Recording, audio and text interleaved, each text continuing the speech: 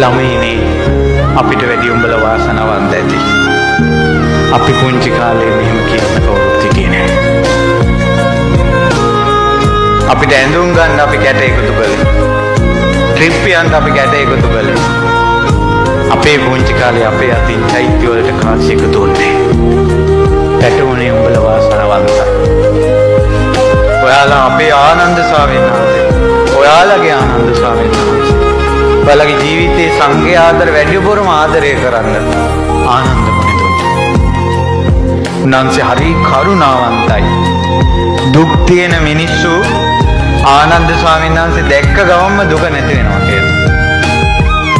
ශාක්‍ය බුදුරජාණන් වහන්සේගේ ශාක්‍ය කුලේ රාජකුමාරේ ආනන්දයන් වහන්සේ කරුණාව මෛත්‍රිය වැగిරෙනවා.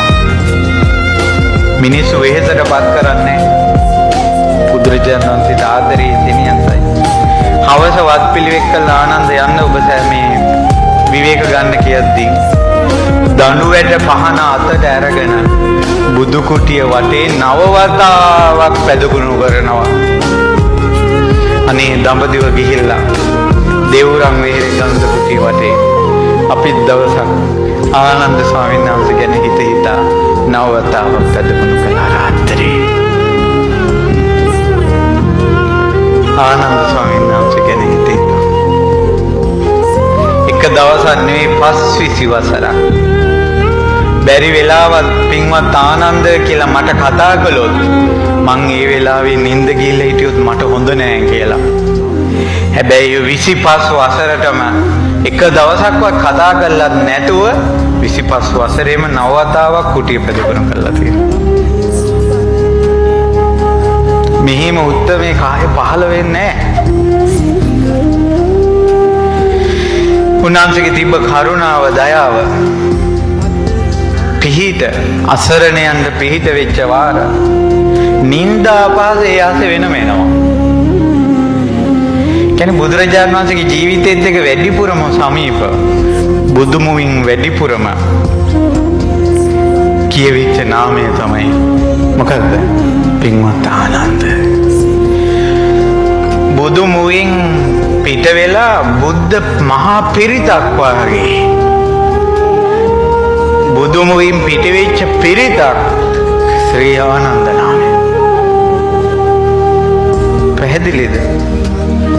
ඉතින් ආනන්ද ස්වාමීන් වහන්සේ ওই විදිහට ගොඩාක් මේ බුද්ධ ශාසනයේ බුදුරජාණන් වහන්සේට උපස්ථාන කරලා බුදුරජාණන් වහන්සේටත් 80යි වයස, ආනන්ද ස්වාමීන් වහන්සේටත් 80යි වයස. 80 වෙනි වියේදී බුදුරජාණන් වහන්සේ ආයු සංස්කාරය අත්හරිනකොට මේ මිහි මණ්ඩල කම්පා වුණා. ආනන්ද ස්වාමීන් වහන්සේ වැළපොළා. ආනන්ද ස්වාමීන් වහන්සේ බුදුරජාණන් වහන්සේගේ පිටුපස්සෙම වැඩියා. කුසිනාරාවට වඩින ගමනේ සල්ගස් දෙකක් අතර ආනන්ද ස්වාමීන් වහන්සේ ආසන පැනෙව්වා. බුදුරජාණන් වහන්සේගේ වියෝවෙන් අදහ ගන්න බැරි දුකෙන් ආනන්ද ස්වාමීන් වහන්සේ වැළපොළා. ඒ කුසිනාරාවේ මල්ල රජදරුවන්ගේ උපවර්තන සල්වනේ පිටිපස්සෙන් තිබ්බ පොඩි මණ්ඩපයක්. ඒ මණ්ඩපේ කනුව බදාගෙන අඬනවා. ස්වාමීන් වහන්සේ වදාලා කෝපින්වත් මහණෙනි ආනන්ද. ස්වාමීනි ආනන්දයන් අඬනවා. ආනන්ද තුල ආශ්චර්ය අద్భుත කාරණා 4ක් තියෙනවා පින්වත් මහණෙනි. මේ ආනන්ද මුණ ගැහෙන්න භික්ෂුන් එනවා. ඒ භික්ෂුන් ආනන්දයන් දැක්ක ගමන්ම සතුටටපත් වෙනවා. කතා කරනකොට සතුටටපත් වෙනවා. ඒ අයට ආනන්ද බණ කියනවා. ඒ හාමුදුරුවෝ බණ අහන එක තව අහන්න කැමැත්ත තියෙද්දි ආනන්ද බණ නතර කරනවා. කවදාවත් ආනන්දගෙන් බණ අහලා ඇති කියලා හිතෙන්නේ නැහැ. ඕක ආශ්චර්ය අద్భుත කාරණාවක්. භික්ෂුණීන් වහන්සේලාටත් එහෙමයි. උපාසකයන්ටත් එහෙමයි, උපාසිකාවන්ටත් එහෙමයි. පින්වත් මහණෙනි, ඔය වාගේ ආශ්චර්යයක් තියෙනවා සක්විති රජ කෙනෙකුට. සක්විති රජුරෝ දකින්නකොට රජ කුලේ, ගෘහපති කුලේ බ්‍රාහ්මණ කුලේ ජනපද වැසියන්ට දකින්නකොටම සතුට එනවා, කතා කරනකොට සතුට එනවා. රජුරුවොත් කතා කරගෙන ඉන්න ආසාව තියෙද්දින් රජුරුව නැගිටලා යනවා. ගෞතම බුද්ධ ශාසනයේ සක්විති රජ කෙනෙක් වගේ කිව්වා මේ ආනන්ද. ගෞතම බුද්ධ ශාසනයේ අම්මා කිව්වා සාරිපුත්තයන් වහන්සේට. ගෞතම බුද්ධ ශාසනයේ කිරි අම්මා කිව්වා මුගලන් මහරහතන් වහන්සේට. ගෞතම බුදු සසුනේ සක්විති රජුරෝ කිව්වා ආනන්ද මහරහතන්. මේ සියලු තනතුරු ලබන්නේ රහත් නොවී සිටියේදී. බුදුරජාණන් වහන්සේ වදාළා ආනන්ද තරම් ප්‍රඥාවෙන් ආනන්දට ප්‍රඥාවට ලං කරන්න පුළුවන් අය ඊටාම සුළු පිරිසක් බුද්ධ ශාසනයේ ඉන්නේ. එච්චර ආනන්ද ප්‍රඥාවන්තයි කියෝ.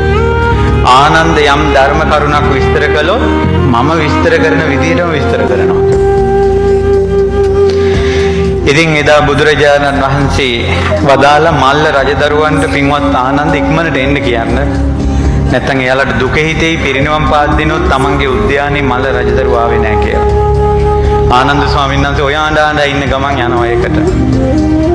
ඒ අය අඬාගෙන වැළපීගෙන එනකොට ආනන්ද ස්වාමීන් වහන්සේ අච්චර දුකක් තියෙද්දින් කල්පනා කළා මේ මිනිස්සු පොලිමේ වැඳ වැඳ ගියොත් රෑ එළි වෙනවා. බුදුරජාණන් වහන්සේ වැඳ ගන්න වෙන්නේ නැහැ. ඒ නිසා මම මෙයාලා පෞල් විදියට වදින්න ඕන කියලා ඔයාලා පෞල් එන්න කියලා පෞල් පිටින් වැඳෙව්වා. එකපාර පෞලක්ම වන්දවනවා. මේ පරියායෙන් මේ උපක්‍රමයෙන් පළවෙනි යාමෙම ආනන්ද ස්වාමීන් වහන්සේ ඔක්කොම වන්දවල ඉවර කළා.